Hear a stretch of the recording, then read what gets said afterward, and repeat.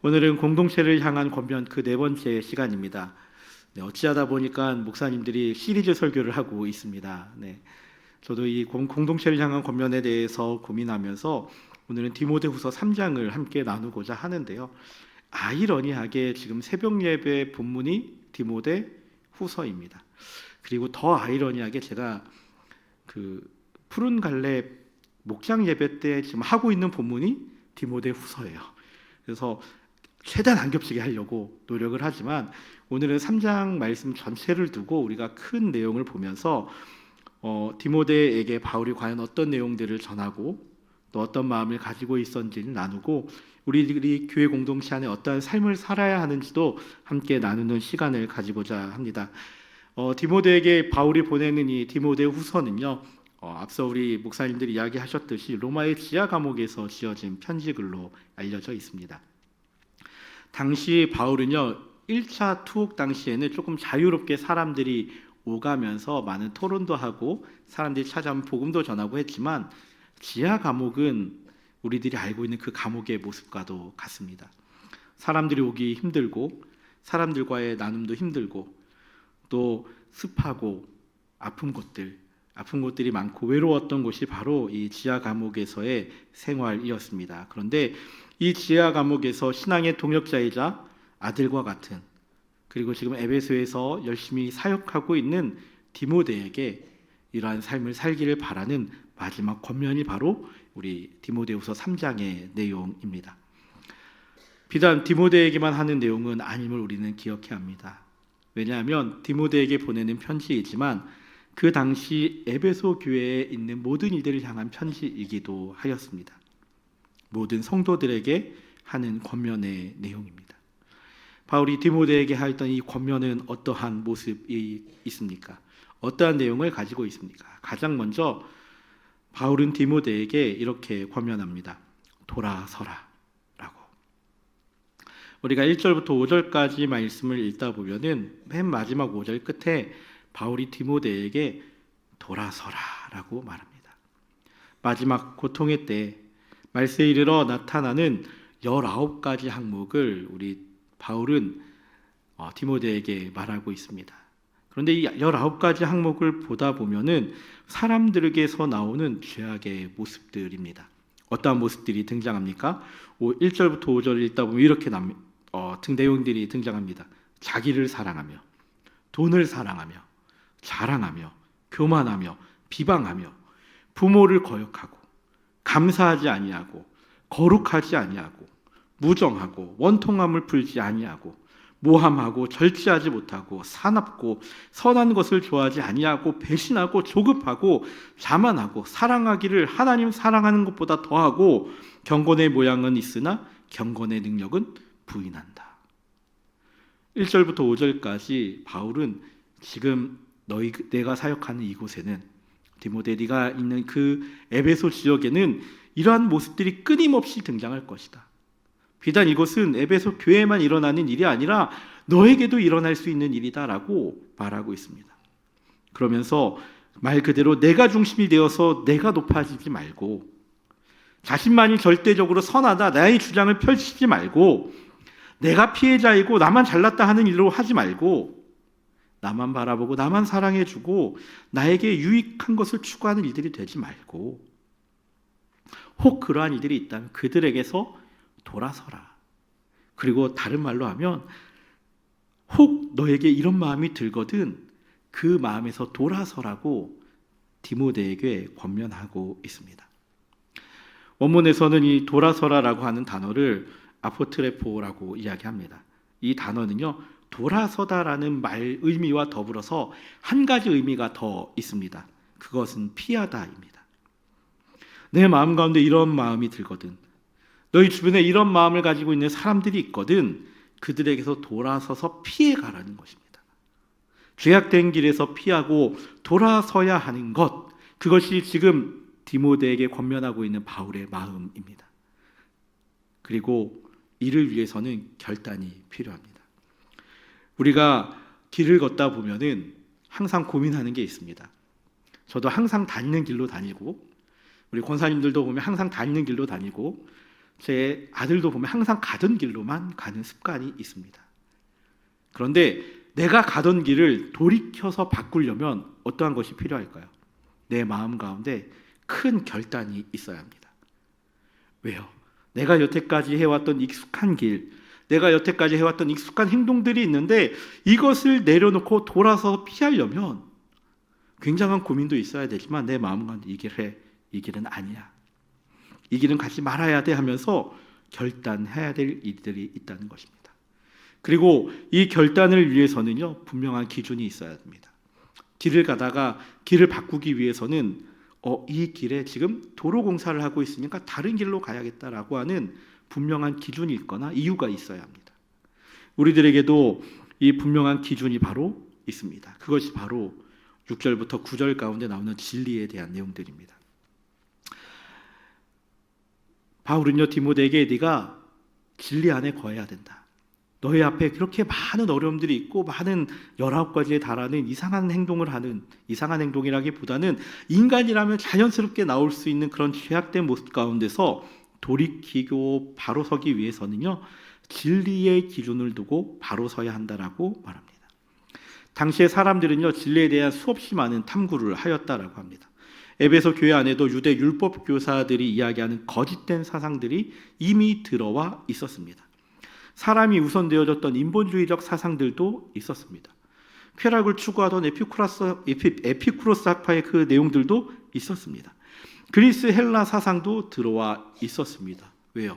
당시 에베소 교회도 로마의 가도 가운데 하나였기 때문에 로마에서 유행했던 그 모든 사상들이 에베소 교회라고 있지 않을 리가 없습니다.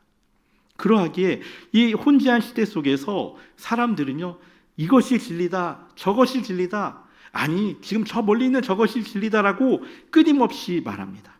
그러다 보면 어떻게 됩니까? 이게 맞나? 저것도 만든 것 같은데, 이게 아닌 것 같기도 하고 고민하기 마련입니다.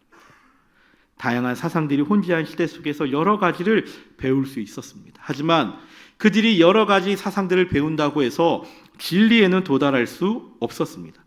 오늘날 사람들도 다양한 말로 지식을 이야기합니다. 하지만 그것이 우리를 진리로 이끌어갈 수는 없습니다. 왜 그러합니까? 바울이 이야기하고 있는 여기서 진리는 바로 복음이기 때문입니다. 우리 인생에 있어서 가장 중요한 진리는 복음 가운데 살아가는 것인데, 복음을 믿는 것인데, 다른 어떠한 철학적인 사상 속에는 그 진리가 드러나 있지 않습니다. 진리를 어긋나게 하고 파생시킨 내용들 뿐입니다. 유대주의 율법 교사들도 성경을 알고 하나님을 알았습니다. 하지만 그들에게는 복음이 없었습니다. 예수님에 대한 고백이 없었습니다. 처음부터 잘못된 내용을 가지고 이야기하는데 그것이 진실이 될 수 있습니까? 그것이 진리가 될 수 있습니까? 오히려 그것들을 말하는 사람들, 소위 오늘날로 말하는 사자들이 많았다라는 것입니다. 그래서 14절 바울은 디모데에게 이렇게 말합니다. 내가 배우고 확신한 일에 대하여 거하라. 그 뒤에 어떤 것이 나옵니까? 내가 누구에게 배웠느냐? 디모데가 누구에게 배웠습니까? 바울에게서 배웠습니다. 무엇을 배웠습니까? 예수 그리스도에 대해서 배웠습니다. 복음에 대해서 듣고 배웠습니다. 이 복음이 어디에서 등장합니까? 그 뒤에 바울은 디모데에게 이렇게 권면하고 있지 않습니까? 내가 어려서부터 성경을 알지 않았느냐? 이 성경 가운데 나온 내용이 무엇이냐? 그 안에 예수님에 대한 내용이 나오지 않느냐? 그 안에 메시아에 대한 내용이 나오지 않느냐? 그 메시아가 바로 예수 그리스도이다. 그 예수 그리스도를 믿는 믿음으로 말미암아 구원에 이르는 지혜가 있다. 이 지혜가 바로 진리입니다. 그래서 바울은 디모데에게 이 진리 가운데 바로 서서 다른 것에 휘둘리지 말라고 말합니다. 휘둘리는 것이 아니라 오히려 그 진리에 굳건히 서서 구원에 이르는 지혜를 선포하고 다른 일들이 흔들리는 것을 붙잡아 주라고 말하고 있습니다. 모든 것이 하나로 귀결되는 그 놀라운 말씀 가운데 바로 서라고 권면하고 있습니다. 이 권면과 더불어서 마지막으로 바울이 디모데에게 하는 권면은 박해를 받아도 지키라는 것입니다.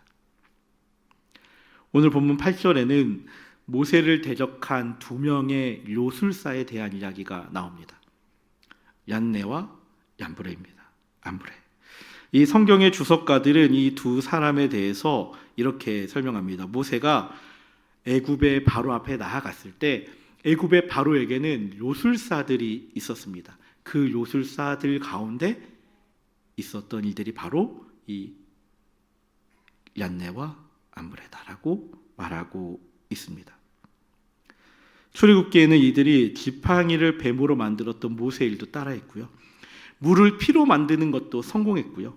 개구리 떼가 나오는 것까지 성공했다라고 기록합니다. 그런데 하나님의 행하신 일에 대해서 인정하지 못하고 대적하던 이들이 바로 이들이었는데, 이들이 티끌을 이로 만들지 못하면서 이렇게 고백합니다. 출애굽기 8장 19절에 이렇게 나오는데요. 함께 읽어보겠습니다. 시작. 요술사가 바로에게 말하되 이는 하나님의 권능이니이다 하였으나 바로의 마음이 완악하게 되어 그들의 말을 듣지 아니하였으니 여호와의 말씀과 같더라. 아멘. 얀네와 얀브레는 모세를 박해하고요, 모세가 했던 일을 방해했던 사람들입니다. 하나님의 행하시는 일을 방해했던 이들입니다. 모세가 박해받을 수 있게 했던 주범들 가운데 하나입니다. 하지만 이들의 박해 속에서 모세는 무엇을 붙잡고 있었습니까? 하나님을 붙잡고 있었습니다. 진리를 붙잡고 있었습니다. 그리고 그 진리를 붙잡고 결국 하나님의 권능을 보게 됩니다. 하나님의 행하신 놀라운 일을 경험케 하죠. 바울도 고백합니다. 나의 교훈과 행실과 믿음과 오래 참음과 사랑과 인내와 박해를 받음과 고난이 있었지만 하나님이 나를 건지셨다. 내가 얼마나 힘들게 사역했는지 디모데야 너는 알고 있지 않느냐? 내가 죽을 위기도 몇 번을 거쳤고 사람들이 나를 박해하는 것도 네가 보지 않았느냐? 하지만 하나님이 나를 건지셨다. 이 일에 대해서 누가 아무리 뭐라 하지만 하나님이 나를 살리셨다. 박해를 받아도 진리 가운데 우리가 가장 중요한 것은 그것을 끝까지 지키는 것이다라고 말합니다. 사랑하는 성도 여러분, 우리들에게도 언제나 이런 상황들이 찾아올 수가 있습니다. 세상의 유혹은 우리들을 언제나 주변에서 유혹하고 우리들에게 다가옵니다. 언제나 달콤합니다. 내가 더 편해지고 내가 살아가는 삶이 풍족해지고 내 입술 가운데 더라는 말과 함께 좋은 곳을 취하려고 합니다. 하지만 교회 공동체를 향해 또 디모데를 향해 바울은 이런 것에서 돌아서라, 이런 것들을 피하라라고 합니다. 혹 피할 수 없다고 생각하십니까?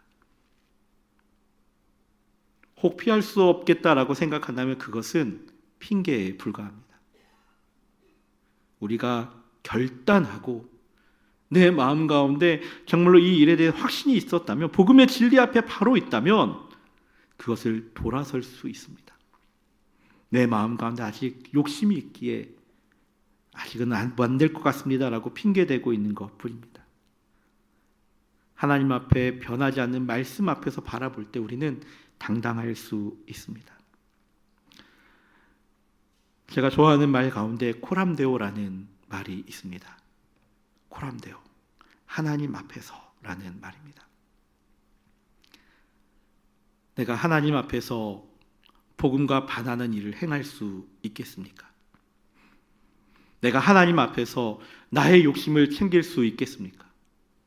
하나님 앞에서 내가 높아질 수 있겠습니까? 하나님 앞에서는 나는 아무것도 아닙니다. 하나님의 그 복음 앞에서는 아무것도 아닙니다. 오히려 그 복음을 바라볼 때 우리들의 나의 욕심은 아무것도 아닌 게 되고 맙니다. 반대로 복음 가운데에서 이웃들을 돕고 남을 돕는 우리 지난 담임 목사님의 설교처럼 경건의 모습으로 변하게 되어집니다. 그것이 우리의 삶의 모습입니다. 이러한 삶의 모습은 세상에서 우리가 더 당당해지도록 합니다. 그리고 우리의 삶의 터전에서 복음으로 확신하게 합니다. 아무리 박해가 있어도 지키게 됩니다. 변하지 않습니다. 그것이 바로 교회 공동체를 향한 바울의 권면입니다. 이 세상을 살아가면서 우리들에게는 기준이 분명하게 있어야 합니다. 그 기준은 하나님의 말씀임을 기억하십시오. 그 하나님의 말씀의 기준을 두고 우리가 살아간다면 이 죄악된 세상에서 돌이킬 수 있고, 혹 박해가 와서 우리가 돌아가는 것을 막으려고 할지라도 그때에도 하나님 앞에 다시금 돌아갈 수 있고 지킬 수 있는 믿음의 굳건한 모습이 되어집니다. 박해를 받는다고 두려워하지 마시고 돌이켜 지키십시오. 하나님의 진리의 말씀을 지키십시오. 그 이후에 하나님이 행하시고 하나님이 이루어 가실 것입니다. 사랑하는 성도 여러분, 바울은 디모데를 통해 우리에게 한 번 더 권면합니다. 교회 공동체여, 이 세상에서, 죄악에서, 우리를 유혹하는 것에서 돌아서라. 진리인 복음으로 바르게 서라. 박해가 있더라도 진리를 지키고 서는 것이 바로 우리 교회 공동체의 모습이다. 이 사명을 기억하며 살아가는 믿음의 성도들이 되길 예수님의 이름으로 축복합니다. 우리